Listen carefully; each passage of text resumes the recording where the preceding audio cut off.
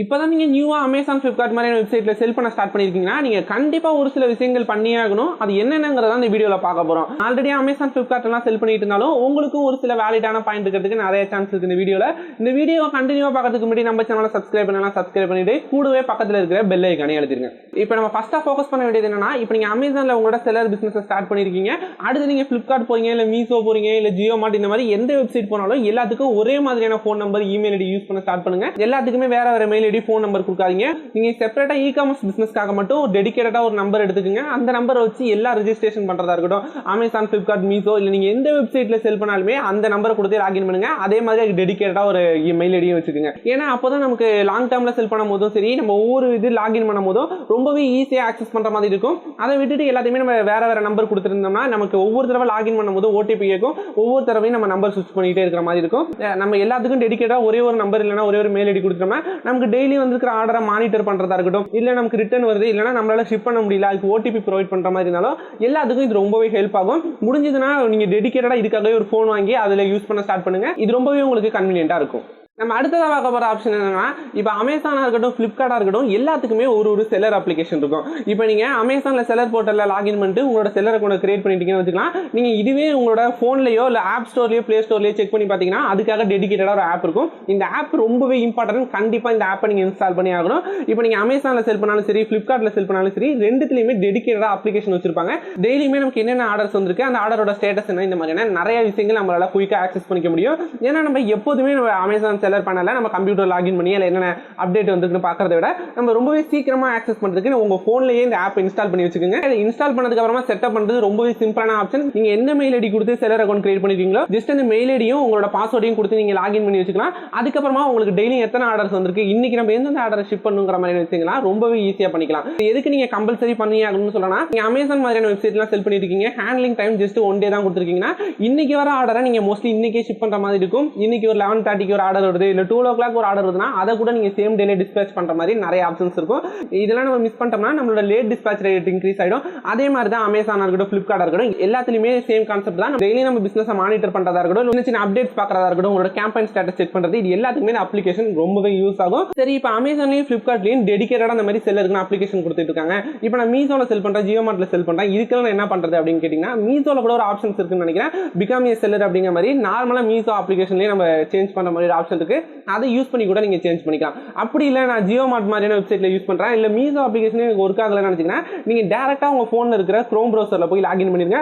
Login பண்ணதுக்கு அப்புறமா அந்த பேஜை ஒரு புக் மார்க் பண்ணி உங்களோட ஹோம் ஸ்கிரீன்ல ஆட் பண்ணிக்கீங்க. ஜஸ்ட் பார்க்கிறதுக்கு ஒரு அப்ளிகேஷன் மாதிரி இருக்கும். நீங்க எப்பலாம் அதை கிளிக் பண்றீங்களா ஜஸ்ட் நீங்க லாகின் மட்டும் பண்ற மாதிரி இருக்கும். மற்ற அப்ளிகேஷனை கம்பேர் பண்ணும்போது இது கொஞ்சம் கஷ்டமான ப்ராசஸ் தான். இருந்தாலுமே நம்மளால கம்ப்யூட்டர்ல போய் ஆக்சஸ் பண்றதை விட ரொம்பவே ஈஸியாவே நம்மளால சின்ன சின்ன அப்டேட்லாம் பார்த்துக்க முடியும். அதுக்காக இந்த விஷயங்களை நம்ம பண்ணி வச்சுப்போம். இப்படி நீங்க என்னென்ன வெப்சைட்லாம் செல் பண்றீங்களோ இது எல்லாத்தையுமே ஹோம் ஸ்கிரீன்ல ஒரு ஃபோல்டர் மாதிரி கிரியேட் பண்ணிட்டு அதுல அந்த அப்ளிகேஷன் எல்லாத்தையுமே வச்சிருங்க. டெய்லியுமே அதை மானிட்டர் பண்றத ஒரு ரொட்டீனா வச்சுக்கோங்க. இந்த மாதிரி எந்தெந்த வெப்சைட்லாம் செல் பண்றீங்களோ இது எல்லாத்தையுமே டெய்லியுமே மானிட்டர் பண்ணுங்க இந்த மாதிரி அப்ளிகேஷன் யூஸ் பண்ணி.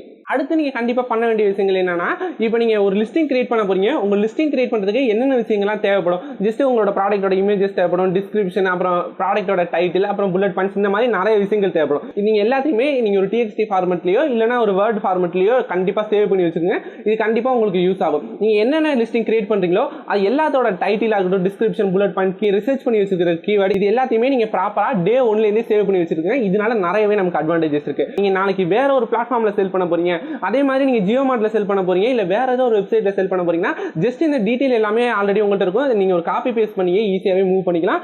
அதோட சேர்த்து இப்போ நீங்க நிறைய லிஸ்டிங் கிரியேட் பண்றீங்க, ஒரு லிஸ்டிங்க்கு மட்டும் நிறையவே ஆர்டர்ஸ் வருது. இப்போ நீங்க ஒரே மாதிரியான ப்ராடக்ட்டை 2 வாட்டி லிஸ்ட் பண்றீங்க, ஆனா ஒரு ப்ராடக்ட்டுக்கு மேல அதிகமான ஆர்டர்ஸ் வந்துச்சுன்னா நீங்க மானிட்டர் பண்றதுக்கு ரொம்பவே ஈஸியா இருக்கும். நீங்க இது எல்லாத்தையுமே நீங்க ப்ராப்பரா சேவ் பண்ணி வச்சிருந்தீங்கன்னா ஜஸ்ட் அதை நீங்க ஓபன் பண்ணாலே உங்களுக்கு புரியும்.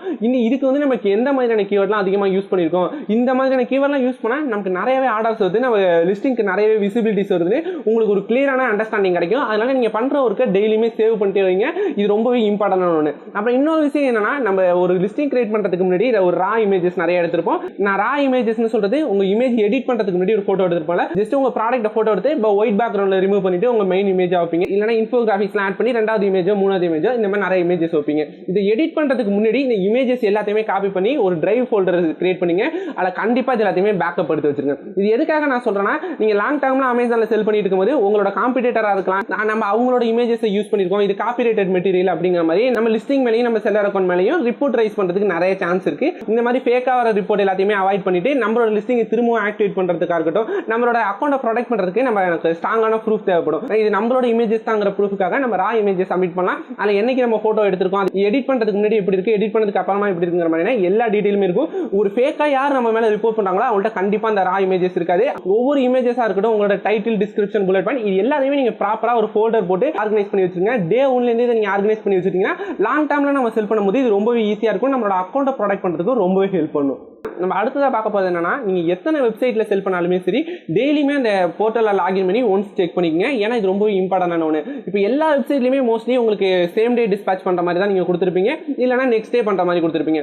உங்களுக்கு ஒரு ஆர்டர் ரிசீவ் ஆகிட்டு அதை நீங்க ஷிப் பண்ணாம விட்டுட்டீங்கன்னா நம்ம அக்கௌண்ட்டுக்கே ஒரு சில ப்ராப்ளங்கள் வரும். இதே மாதிரி நம்ம தொடர்ந்து பண்ணிட்டு இருந்தோம்னா நம்ம அக்கௌண்ட் டீஆக்டிவேட் ஆகிறது கூட நிறைய சான்ஸ் இருக்கு. அதனால நீங்க எந்தெந்த வெப்சைட்ல செல் பண்ணாலும் சரி, டெய்லியுமே இது ஒரு ரொட்டீனா வச்சுக்கோங்க. நான் டெய்லியுமே ஒரு 11 o'clock போல இல்லைனா ஒரு 10 o'clock போல நான் என்னோட அக்கௌண்ட்டை கண்டிப்பா செக் பண்ணுவேன். எந்த வெப்சைட்ல செல் பண்ணாலுமே டெய்லியுமே இதை ஒன்ஸ் செக் பண்ணிடுங்க. ஏதாச்சும் உங்களுக்கு ஒரு அப்டேட் வந்திருக்கலாம், நல்லா செல் ஆயிட்டு இருக்கிற லிஸ்டிங் வந்து சப்ரஸ் ஆயிருந்துக்கலாம், இல்லைனா அதோட மெயின் இமேஜ் ஏதோ ப்ராப்ளம் இருந்திருக்கலாம், அமேசான் சைடுல இருந்து டீஆக்டிவேட் பண்றதுக்கு நிறைய சான்ஸ் இருக்கு. இந்த மாதிரி ரெகுலரா உங்களுக்கு வந்திருக்கிற அப்டேட் எல்லாத்தையுமே நீங்க கண்டிப்பா மானிட்டர் பண்ணி ஆகணும். அதனால நீங்க டெய்லியுமே எந்தெந்த வெப்சைட்லாம் செல் பண்றீங்களோ அந்த எல்லா போர்ட்டலுமே ஒன்ஸ் செக் பண்ணி பாருங்க. நீங்க FBA செல் பண்ணாலும் சரி, MFL செல் பண்ணாலுமே சரி, உங்களோட லிஸ்டிங்லாம் ப்ராப்பரா இருக்கா, இல்ல எல்லாமே கரெக்டா ரன் ஆகுதானே டெய்லி 1 or 2 times கண்டிப்பா நீங்க செக் பண்ணுங்க. நீங்க அமேசான் மாதிரியான வெப்சைட்லாம் செல் பண்ணிட்டு இருக்கீங்கன்னா பையர் மெசேஜ்னு ஒரு ஆப்ஷன் இருக்கும். கண்டிப்பா அந்த மெசேஜுக்கு ஏதாச்சும் நோட்டிஃபிகேஷன் வந்துச்சுன்னா நீங்க ரிப்ளை பண்ணி ஆகணும். இல்லைனா நம்மளோட செல்லர் அக்கௌண்ட் ஸ்கோரே டிக்ரீஸ் ஆகிறதுக்கு அதிக சான்ஸ் இருக்கு. இதை எப்படி நீங்க செக் பண்ணணும், எப்படி இந்த மெசேஜுக்குலாம் ரிப்ளை பண்ணணும்னு இப்போ நம்ம லைவா பார்த்துடலாம். இப்போ நான் செல்லர் அக்கௌண்ட் ஓப்பன் பண்ணோன்னே இங்கே ஆக்ஷன் ஒரு நோட்டிஃபிகேஷன் நமக்கு எப்போதும் வரல, நமக்கு வந்துருக்கிற ஆர்டர் எல்லாத்தையுமே ஷிப் பண்ணுறதுக்கு. அந்த இடத்துல you have message that require your response அப்படிங்கிற மாதிரி ஒரு ஆப்ஷன்ஸ் காட்டுது. அப்படி இல்லைனாலுமே பிரச்சனை இல்லை. இந்த இடத்துல நீங்க செட்டிங் ஐக்கானுக்கு பக்கத்திலே ஒரு ஆப்ஷன்ஸ் இருக்கு பாருங்க, மெசேஜிங்கிற மாதிரி ஒரு சிம்பிள். ஜஸ்ட் அந்த ஆப்ஷனை ஒரு கிளிக் பண்ணுங்க. இப்போ அந்த மெசேஜ் ஓப்பன் பண்ணி இந்த இடத்துல இன்பாக்ஸ் இருக்கும், ஆல் மெசேஜ் சென்ட், ரிசால்வ், இந்த மாதிரி நிறைய ஆப்ஷன்ஸ் இருக்கும். இது ஒவ்வொரு செல்லருமே கண்டிப்பா டெய்லியும் செக் பண்ணுவோம். ஏன்னா உங்களோட பையர்ஸ் வந்து ஏதாச்சும் உங்க ப்ராடக்ட் ரிலேட்டடா क्वेश्चन கேட்கறதா இருக்கலாம், இல்ல வேற ஒரு செல்லர் உங்களை கம்யூனிகேட் பண்ணாலும் இப்படி தான் அந்த நோட்டிஃபிகேஷன் வரும். இப்போ இந்த இடத்துல நம்ம ரொம்பவே முக்கியமா பார்க்க வேண்டிய ஆப்ஷன் என்னன்னா, இந்த இடத்துல ரெஸ்பான்ஸ் நீடட்னு ஒரு ஆப்ஷன் இருக்கு பாருங்க. இதுல மட்டும் உங்களுக்கு எப்போதுமே எந்த வித நோட்டிஃபிகேஷனுமே காட்டக்கூடாது. ஏதாச்சும் ஒரு நோட்டிஃபிகேஷன் காட்டுச்சுன்னா முடிஞ்ச அளவு அந்த மெசேஜுக்கு ரிப்ளை பண்ணுங்க, அதை சால்வ் பண்ண ட்ரை பண்ணுங்க. இப்போ இந்த இடத்துல ஒரு நேம் போட்டிருக்கு, அதுக்கு கீழே அவங்க ஏதோ சம்திங் क्वेश्चन கேட்டிருக்காங்க, கீழே இந்த இடத்துல ரெஸ்பான்ஸ் நீடட்னு போட்டு டியூ டு 18 hours போட்டுருக்கு. இந்த மெசேஜுக்கு கண்டிப்பா நான் 18 hours ரிப்ளை பண்ணணும். இல்ல நீங்க உங்களுக்கு எந்த வித ரிப்ளையுமே பண்ண வேணாம், இது சும்மா நார்மல் மெசேஜா இருக்கு, இல்ல ஸ்கேம் பண்ற மெசேஜ் மாதிரி இருக்குன்னா இந்த இடத்துல வந்து நோ ரிப்ளை நீடட்னு ஒரு ஆப்ஷன் இருக்கு பாருங்க, அந்த ஆப்ஷனையாச்சும் நீங்க கிளிக் பண்ணணும். முடிஞ்ச அளவு உங்களுக்கு இந்த இடத்துல எந்த வித நோட்டிஃபிகேஷனுமே காட்டாத மாதிரி பாத்துங்க. உங்களால எவ்வளவு ஸ்பீடா ரெஸ்பான்ஸ் பண்ண முடியுமோ அந்த மாதிரி ரெஸ்பான்ஸ் பண்ணி இந்த இடத்துல எந்த வித நோட்டிஃபிகேஷனுமே காட்டாத மாதிரி பாத்துங்க. இது நம்ம தொடர்ந்து மெயின்டைன் பண்ணிட்டு இருந்தோம்னா நம்மளோட அக்கௌண்ட் ஹெல்த் ரொம்பவே நல்லா இருக்கும். அப்புறம் நம்ம லாஸ்டா பார்க்க போற விஷயங்கள் என்னன்னா, டெய்லியுமே உங்களோட ரெஜிஸ்டர் மெயில் ஐடியுமே செக் பண்ணிக்கோங்க. ஏன்னா ஒரு சில அப்டேட் உங்களுக்கு டைரக்டா மெயில்ல வரதுக்கு அதிக சான்ஸ் இருக்கு. நம்மளோட அக்கௌண்ட்ல ரிஃப்ளெக்ட் ஆகிறதுக்கு முன்னாடி நம்ம சில விஷயங்கள்லாம் தெரிஞ்சுக்கணும், இல்ல என்ன இன்னுமே அதை பத்தி நம்ம டெடிகேட்டடா நிறைய விஷயங்கள் தெரிஞ்சுக்கணும். இது எல்லாமே மெயில்ல தான் கான்டாக்ட் பண்ணுவாங்க. இப்போ நீங்க ஒரு கேஸ்லாம் கிரியேட் பண்ணாலும் சரி, உங்களோட லிஸ்டிங் டீஆக்டிவேட் ஆனாலுமே என்ன ரீசனுக்காக டீஆக்டிவேட் இருக்கு, இந்த மாதிரியான மோர் டீடைல் வந்து உங்களால மெயில்ல தான் பார்க்க முடியும். அதனால நீங்க ரெஜிஸ்டர் மெயில் ஐடியை கண்டிப்பா டெய்லியுமே செக் பண்ணுங்க. ஒன்ஸ் அதோட ஸ்பாம்லையும் போய் செக் பண்ணிருங்க. ஏன்னா ஒரு சில மெயில்ஸ் வந்து ஸ்பாம்ல இருக்கிறதுக்கு நிறைய சான்ஸ் இருக்கு. இதை நிறைய பேர் மிஸ் பண்ணிடுவாங்க. இப்போ உங்களோட செல்லர் அக்கௌண்ட வேற யாராச்சும் லாகின் பண்ணா கூட உங்களுக்கு மெயில்ல அதுக்கான நோட்டிஃபிகேஷன் வந்துடும். இதை வச்சு நீங்க அலர்ட்டா அதோட பாஸ்வேர்ட் சேஞ்ச் பண்றதா இருக்கட்டும், நம்ம அக்கௌண்ட ப்ரொடெக்ட் பண்றதுக்கு எல்லா விஷயங்களையுமே நம்ம பண்ண முடியும். நெக்ஸ்ட் வீக்லி ஒன்ஸ் உங்களுக்கு வந்துருக்கிற ரிட்டர்ன்ஸ் எல்லாத்தையுமே செக் பண்ணுங்க. செக் பண்ணிட்டு மேக்ஸிமம் எதுலலாம் சேஃப்டி கிளைம் பண்ண முடியுமோ அது எல்லாத்துக்குமே சேஃப்டி கிளைம் பண்ணுங்க. எதுக்கு நான் வீக்லி ஒன்ஸ் செக் பண்ண சொல்றேன்னா, மேக்ஸிமமா எல்லா வெப்சைட்லயுமே ஸ்டாண்டர்டா 7 days வச்சிருப்பாங்க. 7 days பீரியடுக்குள்ள நம்ம சேஃப்டி கிளைம் பண்றதான் பண்ண முடியும். அதுல எதுலாம் கஸ்டமர் டேமேஜ் பண்ணி அனுப்பியிருக்காங்க, எதுலாம் உங்களால யூஸ் பண்ண முடியாம இருக்கோ அது எல்லாத்துலயுமே சேஃப்டி கிளைம் பண்றது. அந்த ஆர்டர் ஐடி வச்சுட்டு அதுக்கான ப்ரூஃப் ஆஃப் போட்டோலாம் சப்மிட் பண்ணி எல்லா வீக்குமே இதை கண்டிப்பா பண்ணுங்க. எல்லா வீக்குமே இப்போ நான் மண்டே வந்து கண்டிப்பா ரிட்டர்ன் எல்லாத்தையுமே கிளைம் பண்ணணும், எல்லா வீக்குமே நான் டியூஸ்டே கிளைம் பண்ணணும், இந்த மாதிரி ஒரு டேட் செட் பண்ணி வச்சுக்கங்க. அப்பதான் நீங்க மிஸ் பண்ணாம எல்லா வீக்குமே பண்ண முடியும். நமக்கு வந்திருக்கிற லாஸ்ட்ல இருந்து நம்ம தப்பிக்க முடியும். அதே மாதிரி தான் உங்களுக்கு வந்திருக்கிற செட்டில்மெண்ட் அமௌண்டா இருக்கட்டும், நீங்க மந்த்லி ஒன்ஸ் உங்களுக்கு எல்லா அமௌண்ட் கரெக்டா செட்டில்மெண்ட் ஆயிருக்கு அப்படிங்கிற மாதிரி பாருங்க. மோஸ்ட்லி அமேசான், ஃபிளிப்கார்ட் மாதிரியான வெப்சைட்ல செல் பண்றீங்கன்னா எல்லா பேமெண்ட்மே மிஸ் ஆகாம கரெக்டா வந்துடும். இல்ல நீங்க நியூ ஒரு வெப்சைட்ல செல் பண்ண போறீங்கன்னா அதுக்கு நீங்க கண்டிப்பா மானிட்டர் பண்ணி தான் ஆகணும். ஏன்னா அதோட ட்ரஸ்ட் எப்படி இருக்குன்னு நமக்கு தெரியாது.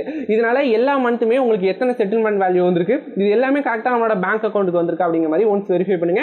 ஏன்னா சம்டைம்ஸ் எனக்கு அமேசான் செயலியோ ஃபிளிப்கார்ட் செயலியோ அமைச்சிருவாங்க. ஆனால் அது நம்மளோட பேங்க் அக்கௌண்ட்டுக்கு வரதுக்கு ஏதாச்சும் பேங்க்ல இஷ்யூவா இருந்திருக்கலாம், நம்மளோட அக்கௌண்ட்ல இஷ்யூவா இருந்திருக்கலாம். அதை நம்ம ஃபிக்ஸ் பண்றதுக்கு டேரக்டா பேங்க் தான் போகிற மாதிரி இருக்கும். இதெல்லாம் நம்ம ஃபைன் பண்றதுக்கு மந்த்லி ஒன்ஸ் நமக்கு வந்துருக்கிற பேமெண்ட்லாம் கரெக்டாக வந்திருக்கா, அமேசான்ல நமக்கு சென்ட் பண்ண அமௌண்ட்டோ நமக்கு ரிசீவ் ஆன அமௌண்ட்டோ ஒன்றா இருக்கா அப்படிங்கிற மாதிரி நீங்கள் கண்டிப்பாக செக் பண்ணி வச்சிருங்க. இப்போ நீங்கள் நியூவாக இ-காமர்ஸ் பிசினஸ் ஸ்டார்ட் பண்ணிருக்கீங்க, இல்லை ஆல்ரெடி இ-காமர்ஸ் பிசினஸ் பண்ணிட்டு இருக்கீங்கன்னா இந்த வீடியோ உங்களுக்கு கொஞ்சமாச்சும் ஹெல்ப்ஃபுல்லாக இருக்குன்னு நினைச்சீங்கன்னா இந்த வீடியோக்கு ஒரு லைக் கொடுத்துட்டு கமெண்ட் செக்ஷனில் மென்ஷன் பண்ணுங்க. இது மாதிரி இன்னொரு இன்ட்ரெஸ்டிங்கான வீடியோவில் பார்க்கலாம். அதை மிஸ் பண்ணாமல் பார்க்கறதுக்கு நம்ம சேனலை சப்ஸ்கிரைப் பண்ணிட்டு கூடவே பக்கத்தில் இருக்கிற பெல் ஐக்கானை எழுதிருங்க.